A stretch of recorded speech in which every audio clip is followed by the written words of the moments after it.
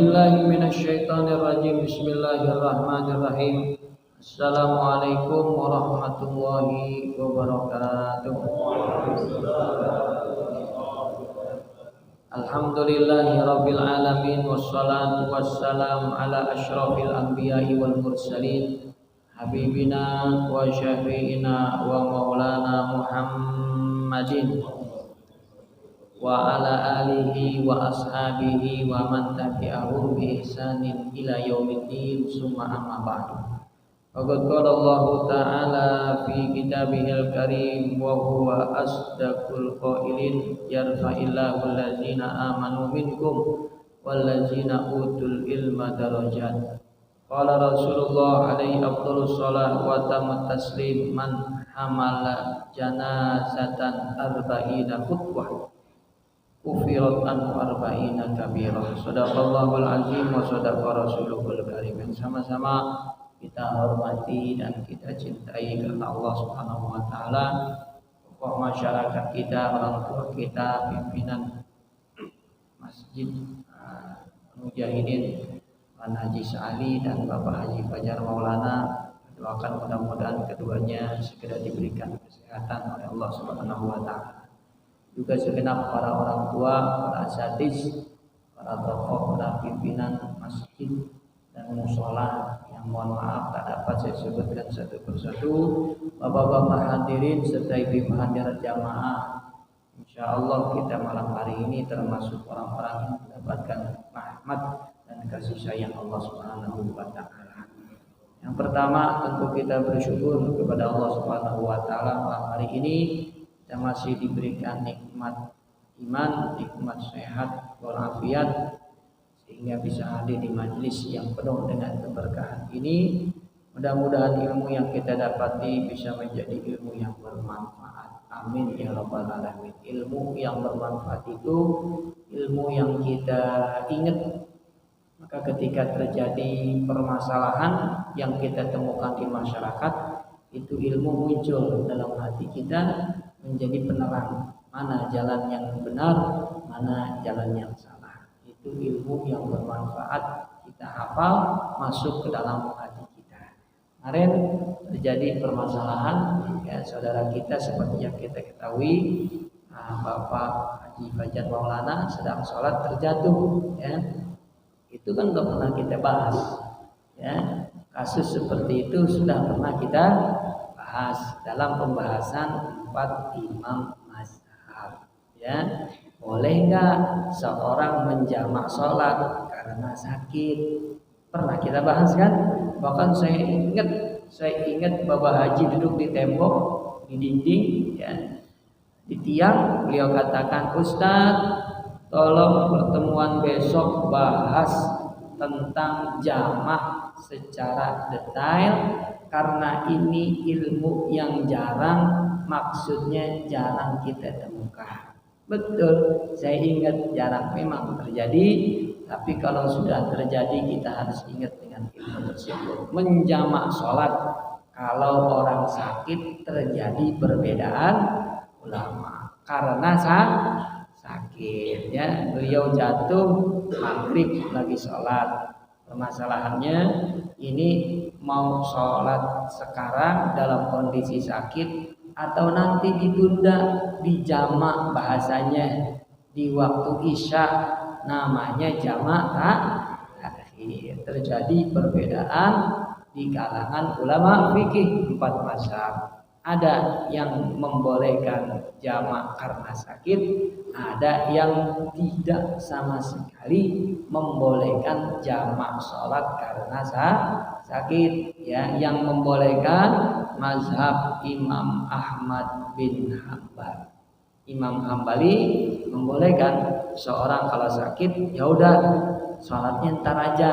Ntar kalau waktunya habis bagaimana? Ya dijamak maghribnya sama isya. Jadi modelnya digabung, dijamak menurut Imam Ahmad bin Hanbal. Tapi kalau menurut Imam Abu Hanifah, kita udah tahu Imam Abu Hanifah termasuk ulama yang keras. Beliau tidak membenarkan seorang menggabung-gabung sholat, karena yang namanya sholat, inna sholata kanat alal mu'minina kitaban mauquta. Sholat itu waktunya sudah ditentukan. Kalau sakit, nggak bisa dijamak. Jamak hanya boleh, kata beliau, satu, kalau kita wukuf di Arafah, ya.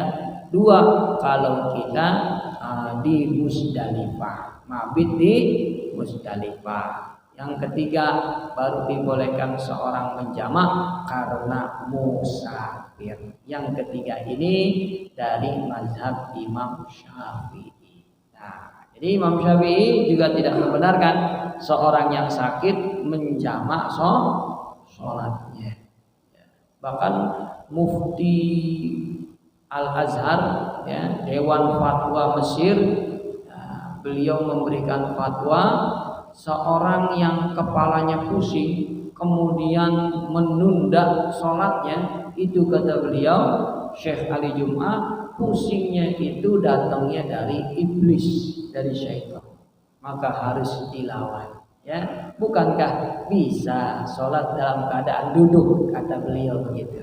Bukankah bisa sholat dalam keadaan tidur, dan bukankah juga bisa seorang sholat menggunakan apa tuh? Isyarat mata. Gunakannya kita bisa, ya. Wah, saya nggak bisa ini Pak Ustadz, kalau harus sujud duduk. Sepertinya duduk juga nggak bisa, biarpun cuma segini doang. Sujudnya kan cuma segini doang kan? Cuma aumana biraksihi, menundukkan kepalanya doang. Nggak bisa juga puyeng, tiduran. Kalau nggak bisa duduk maka tiduran, berbaring begitu, ya.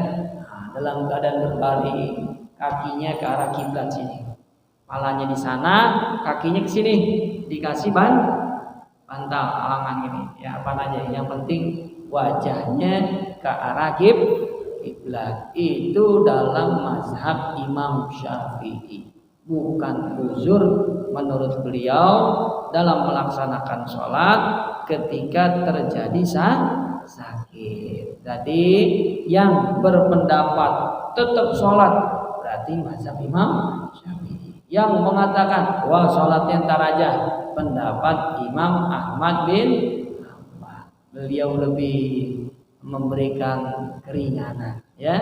Siapa yang dalam kondisi sakit maka dibolehkan sholatnya nanti ditunda, niatnya nanti dijamak,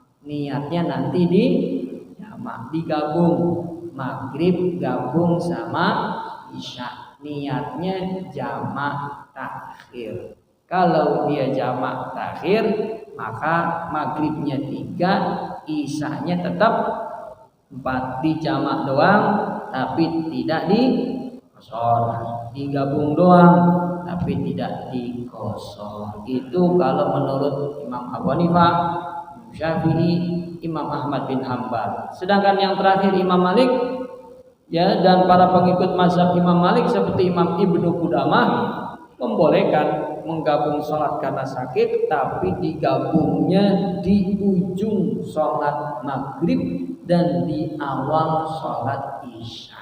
Udah kita bahas juga nih, ya, namanya jamak apa yang ketiga? Ada ingat gak Pak? Nah, saya bilang sih kan, jamak takdim, jamak takhir, satu lagi, bukan jamak kosor.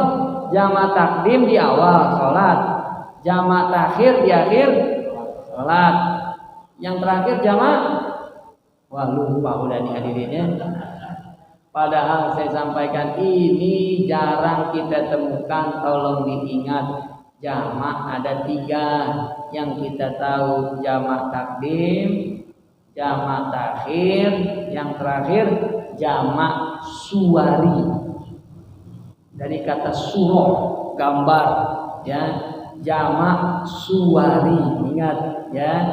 Jamak yang ketiga ini tidak ada di mazhab Imam Syafi'i, mazhab Imam Hambali, mazhab Imam Hanafi, hanya ada di mazhab Imam Malik. Namanya jamak suwari. Mudah-mudahan besok kalau ada masalah lagi jamaah suari ini nggak lupa ya. Yang bikin kita lupa kan banyak masalah, banyak problem di sini. Ayo nih jamaah apa itu yang ketiga ya? Lupa akhirnya. Jamaah suari. Suari itu dikerjakan di akhir waktu sholat yang pertama dan di awal waktu sholat yang kedua. Kapan sholat maghribnya? Nih nanti pas mau isya. Isya jam 7.30, maka dia mulai di situ. Saya niat sholat jamak maghrib sama isya. Jam 7.30 kan isya. Dia sholatnya jam 7.25 misalnya. 5 menit menjelang masuk waktu isya. Niat sholat jamak suari maghrib sama isya. Niatnya jamak apa tadi? Suari, sesuai dengan mazhab Imam Malik. Begitulah mereka menamakan jamak ketika sakit. Hanya ada satu caranya kata beliau, yaitu jamak suari, mengerjakan sholat maghrib di akhir waktu. Setelah 5 menit dia komat, itu udah masuk waktu isya. Dia sholat di situ. Habis itu sholat isya jamak suari dengan maghrib. Allahu Akbar. Itu namanya jamak suari. Udah 10 kali. Kali ini saya ngomong jamak suari. Mudah-mudahan gak lupa besok-besok Pak. Amin ya rabbal alamin. Ya. Jadi terjadi perbedaan ulama.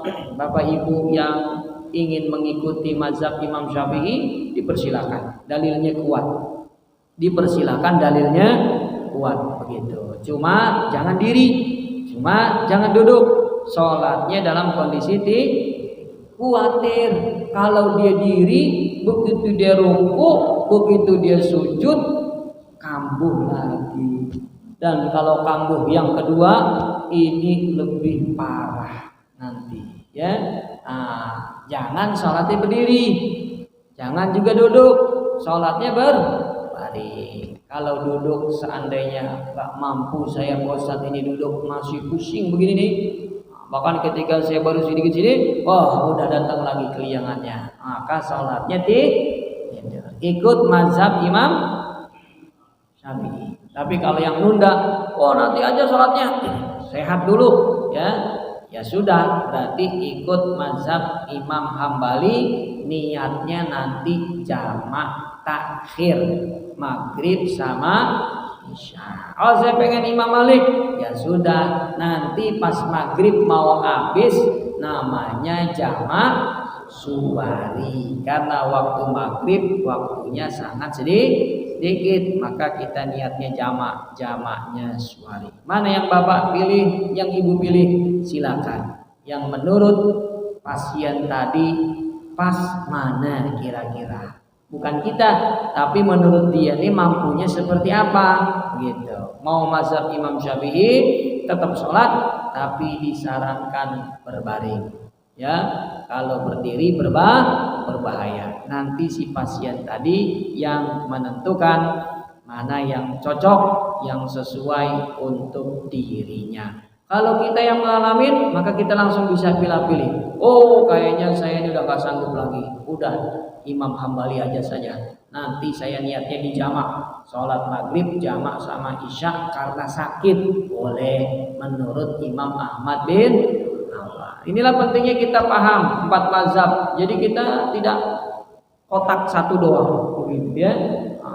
Kan ada yang cuma kotak doang. Gak bisa.